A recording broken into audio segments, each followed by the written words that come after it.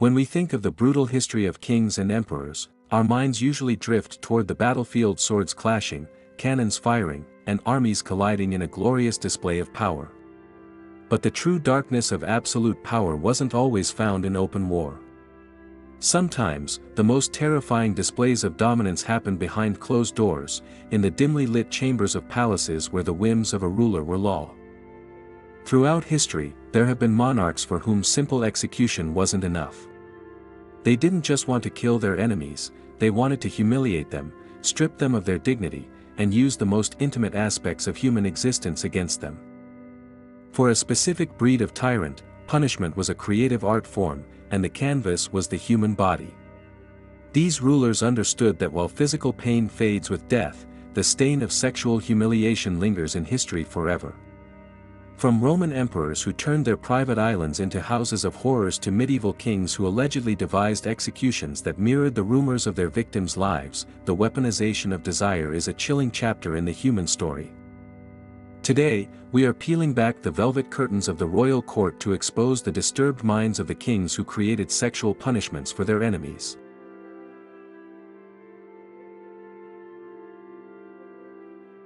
To understand how absolute power corrupts absolutely, we must look first to Rome, specifically to the Emperor Tiberius. In his later years, Tiberius retreated from the politicking of Rome to the isolated, jagged cliffs of Capri. While history books often focus on his absenteeism as a ruler, the rumors that swirled around his private villa, the Villa Jovis, painted a picture of a man who had completely lost his moral compass. Tiberius didn't just punish his political enemies with exile, he created an environment where sexual degradation was the currency of survival. Historians like Suetonius detailed that Tiberius established what can only be described as a complex system of sexual torture. He gathered young men and women from across the empire, often children of his political rivals or fallen aristocrats, and forced them into his grottos. Here, the punishment wasn't a quick death, but a prolonged, choreographed enactment of the emperor's depraved fantasies. He dubbed these victims his spintrii, forcing them to perform chained, complex acts for his amusement. For the proud Roman nobility, whose honor was tied to their bodily autonomy and lineage, having their children reduced to mere props in Tiberius's theater of vice was a punishment far worse than seizure of property. It was a calculated move to break the spirit of any family that dared oppose him, proving that under his rule, no one was safe from the ultimate violation.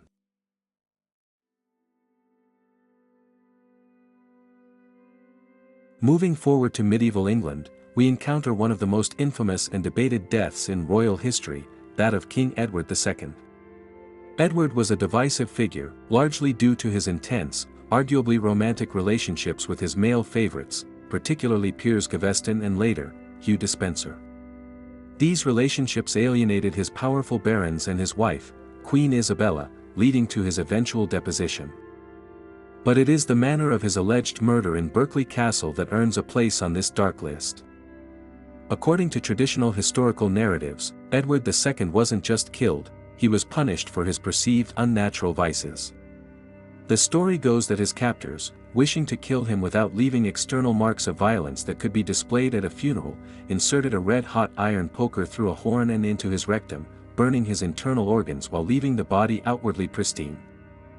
While modern historians debate the veracity of this specific detail, suggesting it may have been propaganda created later to symbolize his homosexual affairs, the narrative served a brutal purpose. It was a posthumous sexual punishment, a final act of humiliation designed to define his legacy forever by his sexual preferences.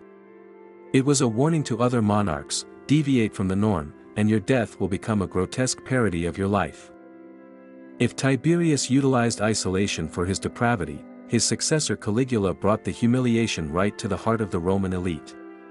Caligula is often remembered for his madness, but his sexual punishments were lucidly calculated to destroy the dignity of the Senate. He didn't just want to kill the senators, he wanted to show them that they were his property. To achieve this, Caligula reportedly turned parts of the imperial palace into a functioning brothel. However, the staff of this brothel were not common slaves or sex workers. Caligula forced the wives and daughters of high-ranking senators to work there. He would invite the husbands to the palace, forcing them to watch as he or his guests auctioned off the women. This was psychological warfare. By commodifying the women of the aristocracy, Caligula was stripping the Roman patriarchy of its power. A Roman man's status was heavily tied to his ability to protect the virtue of his household. By turning their wives into public property, Caligula was engaging in a sexual punishment that castrated the senators politically and socially without ever lifting a blade. It was a terrifying display of dominance where the act of sex was used as a tool to dismantle the social hierarchy.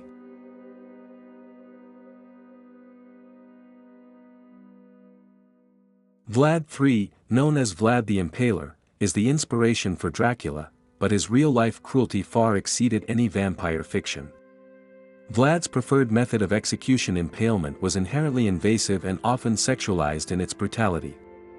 While impalement was a method of torture and execution used to instill fear, Vlad tailored it to inflict maximum shame and violation. He was known to target the intimate areas of the body, creating a slow, agonizing death that was a gross mockery of penetration. Reports from the time suggest that Vlad used specific variations of impalement for women he deemed unchaste or adulterous. In one account, an unfaithful wife had her sexual organs cut out before being skinned alive and exposed in the public square. Vlad's punishments were deeply rooted in a puritanical rage. He viewed himself as a cleanser of society. By targeting the reproductive organs and using a phallic stake as the instrument of death, he was turning the act of execution into a violent sexual conquest. He wasn't just killing his enemies, he was physically invading them in the most absolute way possible, asserting total control over their bodies inside and out. The forest of the impaled was not just a graveyard, it was a gallery of violated bodies, a warning that the king's judgment could penetrate anyone. Emperor Nero is another figure whose madness manifested in complex sexual punishments. After kicking his pregnant wife, Poppaea Sabina, to death in a fit of rage, Nero's grief twisted into a bizarre delusion. He found a young boy named Sporus who bore a striking physical resemblance to his deceased wife. In a horrific act of identity erasure, Nero ordered that Sporus be castrated. But he didn't stop there. Nero forced the boy to dress as an empress, married him in a lavish public ceremony, and referred to him by his dead wife's name. This was a sexual punishment of a different kind. It was the theft of self. Sporus was forced to live as a ghost, his own gender and identity stripped away to service the emperor's grief and lust. He was paraded through Rome, kissed in public, and treated as a royal consort.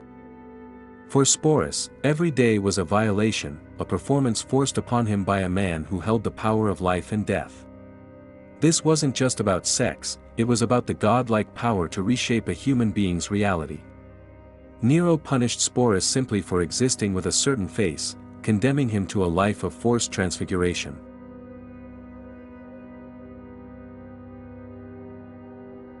The Ottoman Empire had its share of eccentric sultans, but few rival Sultan Ibrahim I, known as Ibrahim the Mad. His reign was characterized by mental instability and intense paranoia, much of which was focused on his harem. The harem was the center of the Sultan's private life, a place of immense political power and sexual intrigue. For Ibrahim, it became a place of suspicion. Legend states that after hearing a rumor that one of his concubines had been unfaithful, though the specific woman could not be identified, Ibrahim decided to punish them all. He did not hold a trial. He did not seek the truth. Instead, he ordered his entire harem, consisting of nearly 300 women, to be seized. They were tied into weighted sacks and thrown into the Bosphorus Strait to drown. This mass execution was a collective punishment rooted in sexual jealousy. It was the ultimate assertion of ownership: if I cannot be sure which of you belongs only to me, then none of you shall exist. The waters of the Bosphorus swallowed the screams of hundreds, a chilling reminder that for the Sultan, these women were disposable vessels of his pleasure, to be discarded the moment his possessiveness was threatened. While we have focused on specific rulers, we must address the mechanical instruments that were often attributed to the darker side of royal justice. The pear of anguish is a torture device often found in museums and referenced in Victorian literature. It consisted of a pear-shaped metal body divided into segments that could be expanded by turning a screw. The device was allegedly inserted into the mouth, rectum, or vagina, and then expanded to rip the interior of the victim apart. While modern historians argue that the pear may have existed more as a tool to pry mouths open, or perhaps was a later fabrication to exaggerate the Dark Ages, the threat of such devices was a psychological weapon used by the ruling class. It was designed specifically to punish crimes of the flesh, heresy, sodomy, and adultery. If used, it was a literal mechanization of sexual violence. It turned the soft, vulnerable entry points of the human body into sites of excruciating mechanical destruction. Rulers who sanctioned the use of such devices were sending a clear message: the parts of you that sinned will be the parts of you that scream. It represents the industrialization of sexual punishment, removing the human hand and replacing it with cold, expanding iron. We return to Rome for one final, bizarre example: Emperor Elagabalus. A teenage ruler obsessed with the sun god Elgabal, he is perhaps the most sexually fluid and eccentric of all Roman emperors. Elagabalus didn't just break sexual taboos, he shattered them. He is said to have solicited sex in the palace explicitly to identify and punish those who looked down on him, but his games often turned deadly. Elagabalus was fond of lotteries and pranks that mixed pleasure with terror. He would invite guests to banquets that turned into orgies, only to unleash wild animals or specialized tortures upon them when they were most vulnerable.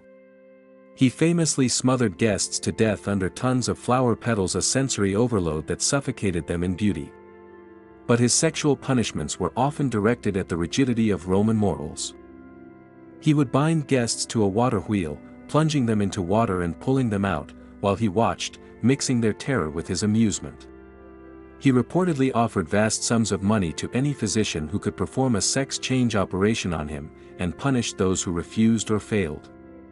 His reign was a chaotic blur where sex and death were indistinguishable, and the punishment for being a boring traditionalist was to be swept up in his deadly, erotic carnival. History is often sanitized, reduced to maps and dates, but the reality of the past is far more visceral. The kings and emperors we discussed didn't just want to defeat their enemies, they wanted to dismantle them. By weaponizing sex and intimacy, they struck at the very core of human vulnerability. These punishments were designed to ensure that the victim died not as a martyr, but as a humiliated object, stripped of honor and humanity. It's a dark reflection on the nature of unchecked power. When a single person holds the authority of a god, their darkest fantasies can become someone else's living nightmare. If you enjoyed this deep dive into the darker side of royal history, make sure to hit that like button, it really helps the channel grow. What do you think was the most disturbing punishment on this list? Or is there a historical figure we missed who deserves a part 2? Let me know in the comments below. Don't forget to subscribe and ring the bell so you never miss out on our next journey into history's shadows. Thanks for watching, and I'll see you in the next one.